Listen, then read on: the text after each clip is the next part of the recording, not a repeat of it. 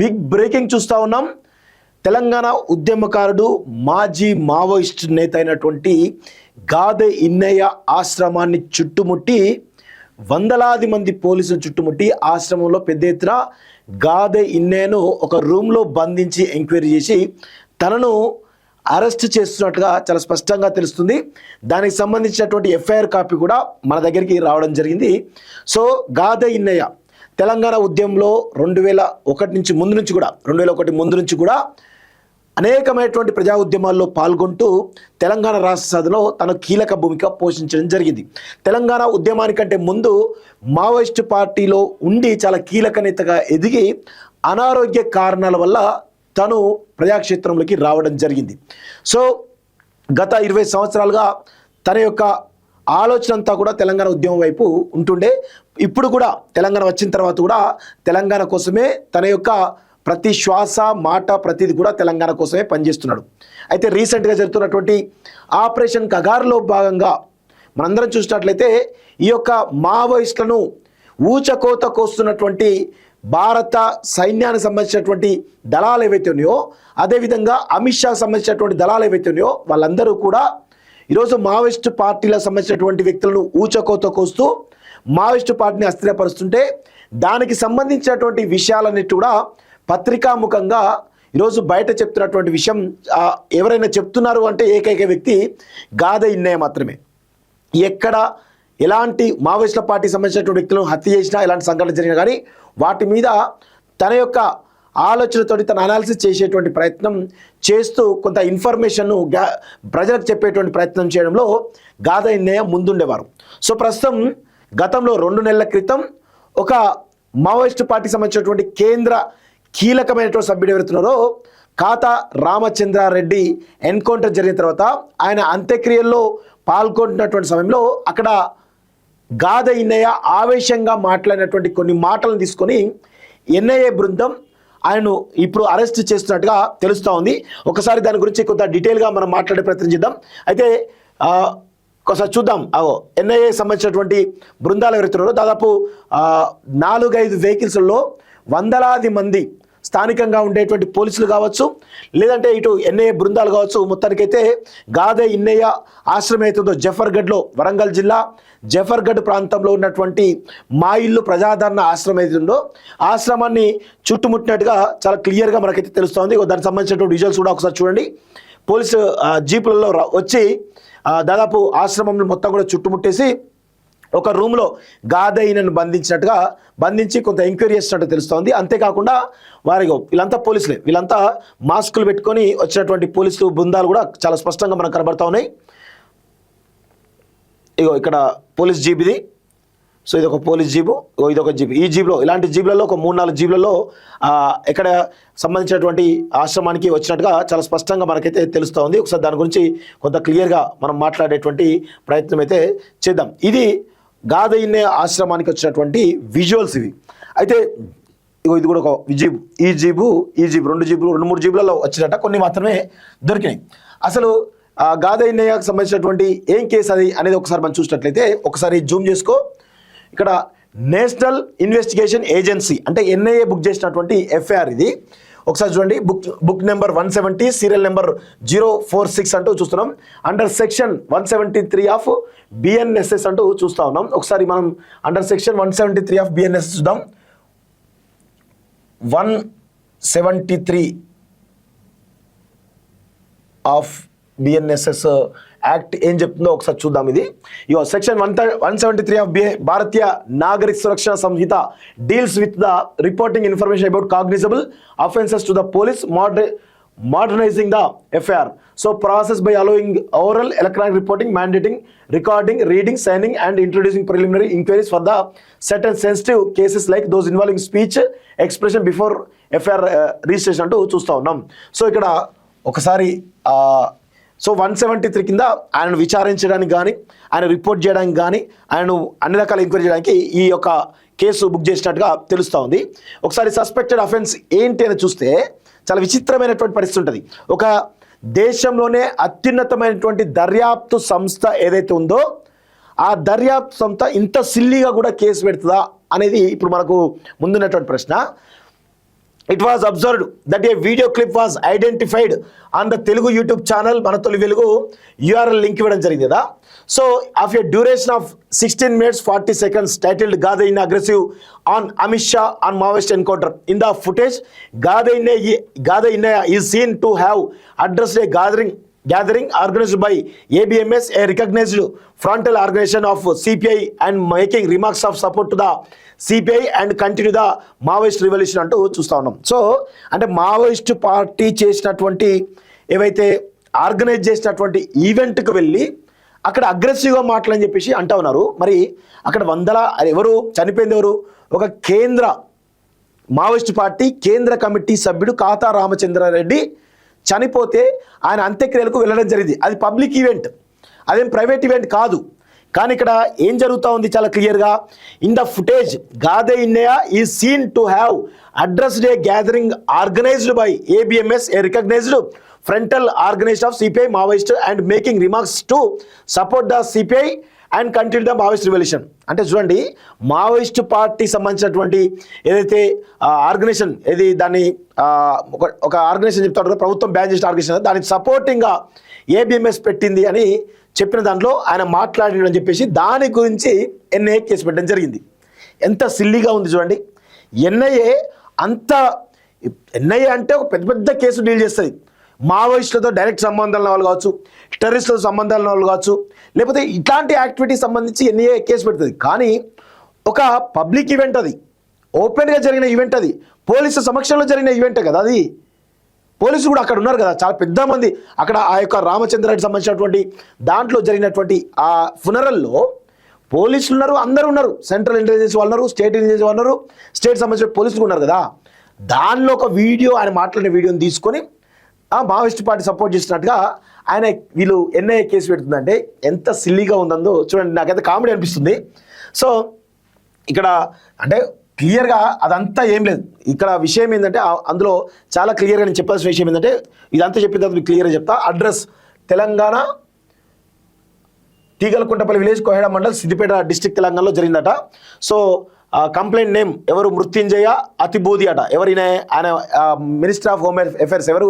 అమిత్ షాకి సంబంధించినటువంటి వాళ్ళ వింగ్లో ఉన్నటువంటి వాళ్ళకి పెట్టినట్టు తెలుస్తూ ఉంది. కేసు పర్టికులర్స్ ఫస్ట్ ఇన్ఫర్మేషన్ చూద్దాం. So the central government has received credible information that on the occasion of funeral of the one Kata Ramachandra Reddy Vikalp, Central Committee member of Maoist Party, one Gada Innaiah, founder of Bharat Bachavo, addressed the funeral gathering arranged by ABMS, Amarula Bandhu Mithula Sangam, a frontal organization of CPI. అంటే frontal organization వీళ్ళకి design అయిపోయినట్టు frontal organization, in which Gada Innaiah accused the government of India and its security forces of torturing and murdering Kata Ramachandra Reddy in a fake encounter. వాస్తవమే కదా. ఇప్పుడు పోలీసులు కంప్లీట్గా ఈ కేంద్ర సెక్యూరిటీ వాళ్ళు ఎవరైతే ఉన్నారో, కేంద్ర బలగాలు ఏవైతున్నాయో 100% ఫేక్ ఎన్కౌంటర్లు చేస్తున్నారు కదా. మొన్న జరిగినటువంటి హిడ్మా ఎన్కౌంటర్ ఏంటిది? ఫేక్ ఎన్కౌంటరే కదా. గతంలో మీరు నంబాల కేశవరావు ఎన్కౌంటర్ ఏంది? ఫేక్ ఎన్కౌంటరే కదా. మీరు దుర్మార్గంగా ఒక భారతీయ పౌరులను దొరకబట్టేసారు. వాళ్ళు క్రైమ్ చేసిరు కావచ్చు కాక, వాళ్ళని దొరకబట్టేసి మీరు చేసిరు కదా ఫేక్ ఎన్కౌంటర్స్. మరి దానిలో తప్పే, చెప్పిన విషయమే అది కదా. దాన్ని మీరు ఇలాంటి అంశాలను పట్టుకొని మీరు వీటి మీద కేసు పెట్టేసి వేరే ఏదో పగ తీసుకుందానే ప్లాన్లో ఉన్నట్టుగానే కనబడుతుంది తప్ప వేరే ఏం లేదనేది నాకైతే స్పష్టంగా అర్థమవుతుంది. So and whereas the gathering was comprised of 150-200 people and the speech made by Gada Innaiah during the funeral gathering is available as a YouTube video, and whereas the speech made by Gada Innaiah was meant to excite to or attempt to excite and propagate armed rebellion, subversive activities against the country అంటూ చూస్తూ ఉన్నాం. So ఇదంతా రావడం జరిగింది. Thereby endangering the security and integrity of India. It was intent to promote the ideology and ban terrorist organization CPI Maoist and to incite people to commit unlawful acts అంటూ చూస్తున్నాం. ఒకటి నేను చెప్తున్న విషయం ఏంది, మీరు పాకిస్తాన్ సంబంధించిన టెర్రరిస్టుల విషయంలో గింత కథ ఏరు. ఈ భారతదేశ బలగాలు కావచ్చు, లేకపోతే అన్ని ఎవరైతే ఉన్నారో దర్యాప్తు సంస్థలు అవుతున్నాయో, మావోయిస్టు పార్టీలో ఉన్నటువంటి వాళ్ళు ఎవరైనా చేస్తారేమో దానికేమో పెద్ద రాద్ధాంతం ఇస్తారు. కానీ పాకిస్తాన్ టెర్రరిస్టులు చేస్తేనేమో కనీసమైనటువంటి ఎంక్వైరీ మాత్రం ఉండవు. ఇది మాత్రం వాస్తవం. ఇప్పుడు ఓల్డ్ సిటీలో పెద్ద ఎత్తున టెర్రరిస్టులు ఉన్నారు అనేది వాళ్ళే చెప్పారు. వాళ్ళ కేంద్ర మంత్రే దారుసలాం ఉగ్రవాదులు అడ్డా అని చెప్పిండు కదా. మరి ఆ దారుసలాం కావచ్చు, ఆ ఓల్డ్ సిటీలో కావచ్చు, కనీసం ఎంక్వైరీ చేసే ప్రయత్నం చేయలేదు.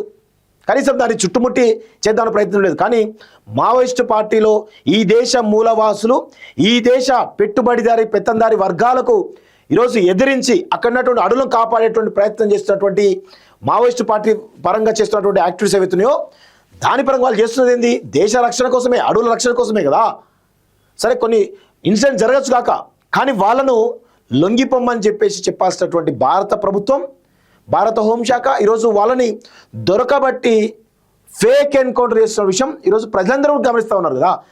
ఆ విషయాన్నే గాదెన్నే చెప్పింది తప్ప వేరే విషయం చెప్పలేదు. సో ఇది జరుగుతున్నటువంటి విషయం. And where the above information disclose commission of offences under section 152 of Bharatiya Nyaya Sanhita 2023 sections 13 and 39 of the unlawful activities అంటూ చూస్తాం. ప్రివెన్షన్ యాక్ట్ 1961 అంటే ఆయన మీద 100% దేశద్రోహం కేసు పెట్టేటువంటి అవకాశం అయితే కనబడతా ఉంది. దాంతో కనీసం 2-3 నెలలు జైల్లో ఉంచాలని దాంట్లో ప్రయత్నం జరుగుతూ ఉంది.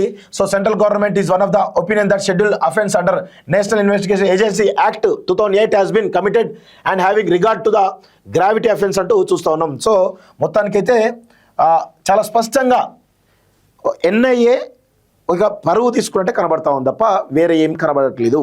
చిన్న అంశాన్ని ఆయనే ఒక ఈవెంట్, పబ్లిక్ ఈవెంట్లో మాట్లాడినట్టు అంశాన్ని స్థానికంగా డీల్ చేస్తున్నటువంటి పోలీసులు ఈరోజు ఎన్ఐఏ లాంటి నేషనల్ ఇన్వెస్టిగేటివ్ ఏజెన్సీ డైరెక్ట్గా కేసు పెడుతుందంటే చిన్న చిన్న విషయాలు కూడా పెద్ద పెద్ద సంస్థలు వాడుతున్నారంటే ఎట్లా తయారైందో భారతదేశంలో ఈ కొన్ని వ్యవస్థలు ఎట్లా తయారైనాయంటే అంత తయారైంది. కానీ విషయం ఏంటంటే అందులో మాట్లాడినటువంటి మాటల విషయం చూస్తూ ఉంటే చాలా క్లియర్గా గాదెన్నే అరెస్ట్ వెనుక 100% అమిత్ షా ఉంటాడు ఒకటి, రెండోది మల్లోజుల వేణుగోపాల్ ఉంటాడు, మూడోది ఎవరైతే లొంగిపోయిన వాసుదేవరావు ఉంటారు కదా ఆలియాస్ ఆశన్న, వీళ్ళు ఖచ్చితంగా ఈయన అరెస్ట్ చేసేటువంటి కారకుల్లో ప్రధాన కారణం కావచ్చు. ఎందుకంటే ఈ ముగ్గురి పైన చాలా విమర్శలు చేయడం జరిగింది. అంటే ఆవేశంలో కాతా రామచంద్రారెడ్డి అనే వ్యక్తిని తీసుకుపోయి హింసించి ఫేక్ ఎన్కౌంటర్ చేసి ఈరోజు డెడ్ బాడీని కూడా చాలా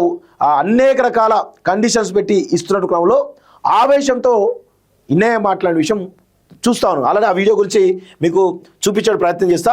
సో ఇదే ఆ వీడియో. సో దానిలో అమిత్ షాను, మోడీని, అదేవిధంగా ఇటు మావోయిస్ట్ పార్టీలు లొంగిపోయినటువంటి ఎవరైతే ఉన్నారో మల్లోజుల వేణుగోపాల్ కానీ, అదేవిధంగా ఇటు ఆశన్న కానీ, వీళ్ళంతా ఎవరు? మల్లోజుల వేణుగోపాల్ ఒక బ్రాహ్మణ్ కమ్యూనిటీ సంబంధించిన వ్యక్తి. 100% ఆ బ్రాహ్మణ్ ఇంకొక బ్రాహ్మణ్ ఎవరైతే మహారాష్ట్ర ముఖ్యమంత్రి ఎవరుతున్నారో ఆ బ్రాహ్మణ్ ముందు లొంగిపోయాడు. వీళ్ళిద్దరు ఎవరు? మనువాదులే కదా, 100% మనువాదులే. వీళ్ళిద్దరికి రాజ్యాంగం అంటే గౌరవం లేదు. బీజేపీకి రాజ్యాంగం అంటే గౌరవం లేదు, ఇటు మావోయిస్టు పార్టీ ఎవరైతే మల్లోజుల వేణుగోపాల్కి ఎవరైతే రాజ్యాంగం అంటే గౌరవం లేదు. వీళ్ళిద్దరూ కలిసి రాజ్యాంగాన్ని ముందు పెట్టుకొని ఈరోజు పెద్ద ఎత్తున రాజ్యాంగం ప్రకారం నడుచుకుంటామని చెప్తుంటే నిజంగా నాకైతే ఆ రోజు సేమ్ స్టోరీ చేసిన ఆ రోజు కూడా నాకు నవ్వొచ్చింది. నేను చెప్తున్నాను, ఈరోజు మావోయిస్టు పార్టీలో ఉన్నటువంటి హిడ్మా లొంగిపోవడం వెనకాల కూడా మల్లోజుల వేణుగోపాల్ ఆశన్నలే కారణం. ఈరోజు నేను చాలా విషయాలు చెప్తున్నాను మిత్రులారా. మల్లోజుల వేణుగోపాల్ అరెస్ట్ అయ్యే ముందు, దానికి ముందు జరిగిన పరిణామాలేంది? దానికి ఒక 8 నెలల క్రితం వాళ్ళ భార్య లొంగిపోలేదా? ఆశన్న దానికంటే ముందు ఆశన్న లొంగిపోయే కంటే ముందు ఆయన భార్య లొంగిపోలేదా? ఏం జరిగింది లొంగుబాటు వెనకాల? హిడ్మా వెనకాల, హిడ్మాను ఏ విధంగా అయితే ట్రేస్ చేసి చంపిరో దాని వెనకాల ఉంటుంది ఎవరు? మల్లోజుల వేణుగోపాల్ వీళ్ళే కదా. ఈరోజు కాతా రామచంద్రారెడ్డి కానీ పెద్ద పెద్ద నాయకులు ఎవరైతున్నారో వీళ్ళందరూ చనిపోవడానికి ప్రధానమైనటువంటి కారణం మల్లోజుల వేణుగోపాల్ ఆశన్నలే కదా. వీళ్ళందరూ ఎవరు? మనువాదులు కదా, 100% మనువాదులే వీళ్ళంతా కూడా. వీళ్ళందరూ కూడా కేవలం కోవర్టిజం చేస్తూ ఉన్నారు. బడుగు బలహీన వర్గాలే చనిపోతూ ఉన్నారు మావోయిస్టు ఉద్యమంలో. మావోయిస్టు ఉద్యమంలో ఈరోజు ఫేక్ ఎన్కౌంటర్ చేస్తుంది బడుగు బలహీన వర్గాలని, ఎన్ఐఏ కానీ ఈ కేంద్ర బలగాలు కానీ అన్ని బలగాలు కూడా. ఈరోజు ఎందుకో మల్లోజుల వేణుగోపాల్ ఎందుకో అరెస్ట్ కాలేదు, ఆయనను ఎందుకో ఎన్కౌంటర్ చంపేయలేదు, మరి వాసుదేవరావును ఎందుకో ఎన్కౌంటర్ చంపలేదు, నంబాల కేశవరావు బడుగు బలహీన వర్గాలకు సంబంధించిన వ్యక్తి, ఆయన చంపడం జరిగింది ఫేక్ ఎన్కౌంటర్లో. అదేవిధంగా హిడ్మా, దానికంటే ముందు చాలామంది కూడా బడుగు బలహీన వర్గాలకు సంబంధించినటువంటి ఈరోజు పెద్ద ఎత్తున చనిపోయిందంతా, ఫేక్ ఎన్కౌంటర్ చనిపోయిందంతా కూడా బడుగు బలహీన వర్గాలే. అదే మావోయిస్టు పార్టీ కేంద్ర జనరల్ సెక్రటరీ స్థానంలో ఉన్నటువంటి నంబాల కేశవరావు ఏమో దొరికి ఫేక్ అనుకోని చనిపోతాడు.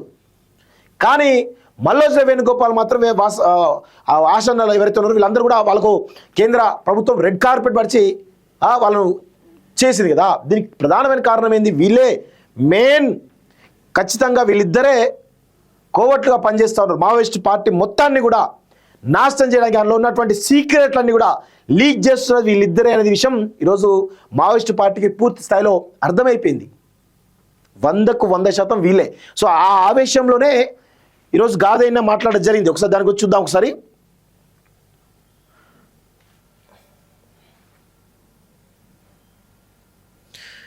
ఇది ఇందులో చాలా సంచలనం. నేను పూర్తి వీడియో దానిలో పెడతాను.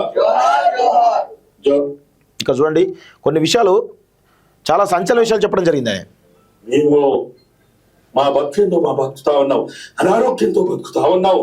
మా శరీరంలో ఆపరేషన్ చేసుకొని ప్లేట్లు పెట్టుకొని స్టూల్ పెట్టుకొని నడవలేక నిలవలేక కూర్చోలేక చావు బతుకుల్లో ఈరోజు మేము బతుకుతా ఉన్నావు. నీకేమైందా? నీకేమవుతుంది రోగం? నీకేమైంది మరి అట్లా చేయడానికి? ఇవాళ సిక్కు లేదా నీకో? ₹1,00,00,000 తీసుకొని నువ్వు లొంగిపోయినప్పుడు, నువ్వు కచేరీలో లొంగిపోయిన కాడా పారిశ్రామికవేత్తలు పిలుస్తావా? నువ్వు పారిశ్రామికవేత్తల సమక్షంలో నువ్వు లొంగిపోతావా? సిగ్గుందా నీకేమన్నా? నీకు చాలా ఉందా నీకో?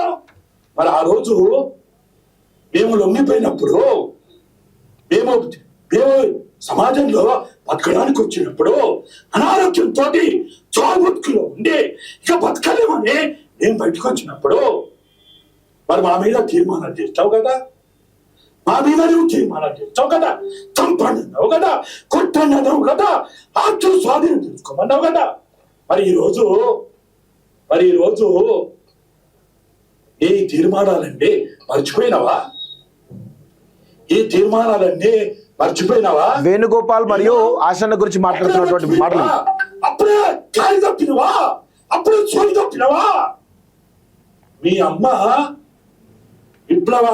విప్లవోద్యమానికి ఆ మధురమ్మ ఒక అమ్మ.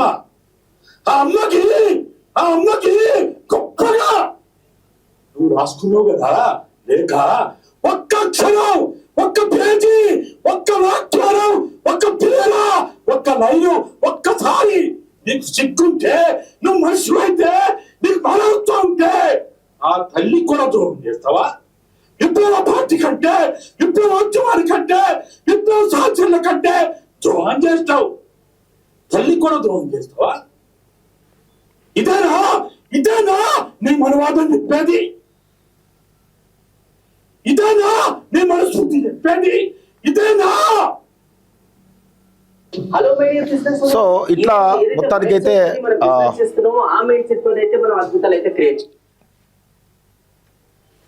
నువ్వు నేర్చుకున్నటువంటి రాజకీయాలు వాళ్ళు ఇక్కడికి వచ్చిన తర్వాత మమ్మల్ని అందరిని అడుగుతా ఉన్నారు, మమ్మల్ని ప్రశ్నిస్తా ఉన్నారు.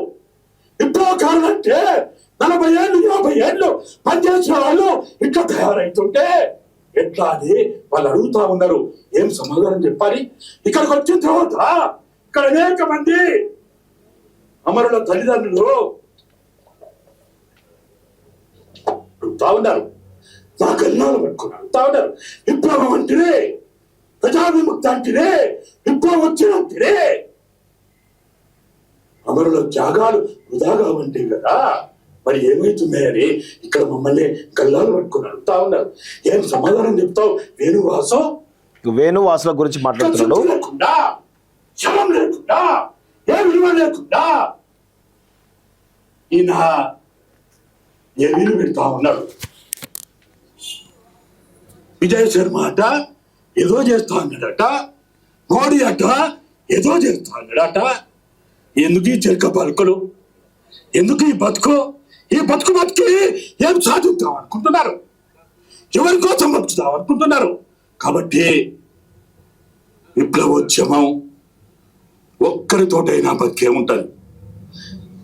అందరూ పోయినా కానీ ఆ భావజాలాన్ని ఎప్పుడు చంపలేరు. ఇక్కడ మేమందరం చంపబడ్డా, చచ్చిపోయినా విప్లవోద్యమాన్ని ఎవరు ఆపలేరు. సో ఇది విప్లవము. ఇది మెయిన్ పాయింట్స్ అన్నట్టు. సో అంటే విప్లవోద్యమం బతికే ఉంటుంది, ఎవరు చనిపోయినా మేము చనిపోయి చెప్పేసి కొంత మావోయిస్ట్ పార్టీ గురించి మాట్లాడినటువంటి ఏవైతే ఉన్నాయో ఇవి అభ్యంతరకరంగా ఎన్ఐఏకు కనబడ్డట్టుగా సో వాళ్ళు రిపోర్టింగ్ చెప్పడం జరిగింది. సో అదేవిధంగా అవన్నీ ఏం కాదు కానీ మెయిన్గా అమిత్ షా పైన కొంత సంచలనమైన వ్యాఖ్యలు చేయడం జరిగింది, అదేవిధంగా మోడీ పైన, అదేవిధంగా ముఖ్యంగా వాసుదేవరావు అలియాస్ ఆశన్న కావచ్చు, మల్లోజుల వేణుగోపాల్ ఎవరైతే ఉన్నారో ఆయనే, వీళ్ళిద్దరూ అలియాస్ అభయ్ అంట కదా, అభయ్ ఇద్దరు కలిసి ఇద్దరిపైన విప్లవద్రోహులుగా ఆయన చాలా అగ్రెసివ్గా మాట్లాడిండు. వాళ్ళు లొంగిపోయిన తర్వాత లొంగిపోక ముందు కూడా వీళ్ళు చేసినటువంటి విప్లవ ద్రోహం ఏదైతే ఉందో దానివల్ల మావోయిస్టులు పిట్టల్లా రాలిపోతున్నారు అనేది ప్రధానమైనటువంటి పాయింట్.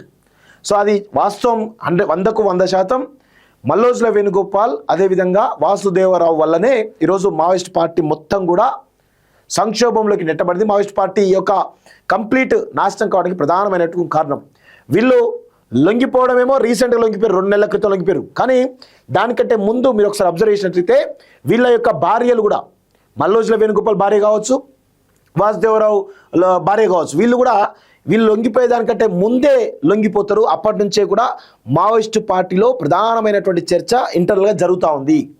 సో ఇది ఎవరికి తెలియని విషయం. సో వాళ్ళ భార్యలు ఎవరైతే ఉన్నారో వాళ్ళు ఇచ్చేటువంటి ఇన్ఫర్మేషన్ తోటి వీళ్ళిద్దరిని కాకుండా మిగతా అగ్రనాయకులందరినీ కూడా ఏరి పారేయడం జరిగింది. దానిలో భాగంగానే నంబాల కేశవరావు కావచ్చు, తిరుపతి కావచ్చు, ఇప్పుడు మొన్న జరిగినటువంటి హిడ్మా ఎన్కౌంటర్ కావచ్చు, హిడ్మా ఎన్కౌంటర్ వెనకాల కూడా ఖచ్చితంగా వీళ్ళిద్దరి ప్రమేయం ఉంటుంది, వీళ్ళిద్దరి ప్రమేయం కావచ్చు, వీళ్ళ భార్యల ప్రమేయం ఉంటుంది అనేది కొంత వస్తున్నటువంటి క్రెడిబుల్ ఇన్ఫర్మేషన్ మనకి. సో ఇదే ప్రధాన కారణం. సో దీని తర్వాత నేను ఈ విషయాలు ఎవరు కూడా చెప్పరు, కానీ ప్రధానంగా చెప్పాలి కాబట్టి చెప్తున్నాను. దీని తర్వాత చాలా పరిణామాలు చేసే అవకాశం అయితే కనబడుతుంది. సో ఇలాంటి విషయాల వల్ల ఇలాంటి విషయాలు కొంత బయట జరుగుతున్న చర్చలో భాగంగా గాద ఇన్నయ్య ప్రధానంగా చెప్తున్నాడు అనే ఇన్ఫర్మేషన్ తోటే మొత్తానికైతే ఆయన అరెస్ట్ చేసినట్టుగా చాలా స్పష్టంగా చూస్తూ ఉన్నాం. సో మరి ఇలాంటి వ్యక్తులు చేస్తున్నట్టు వీళ్ళు సమాజంలో పెద్ద ద్రోహం ఏం చేయట్లేదు కదా, సమాజం కోసం పనిచేస్తున్నప్పుడు ఇంత పెద్ద ఎత్తున చేయడం ఏదైతుందో దీన్ని ప్రజా సంఘాలందరూ కూడా ముక్తఖండంతో ఖండిస్తున్నట్టుగా చూస్తూ ఉన్నాం. చూద్దాం మరి అరెస్ట్ చేసి ఎన్ని రోజులు జైలు వస్తారో చూడాల్సిన అవసరం అయితే ఉంది. చూస్తూనండి college TV. Thank you very much.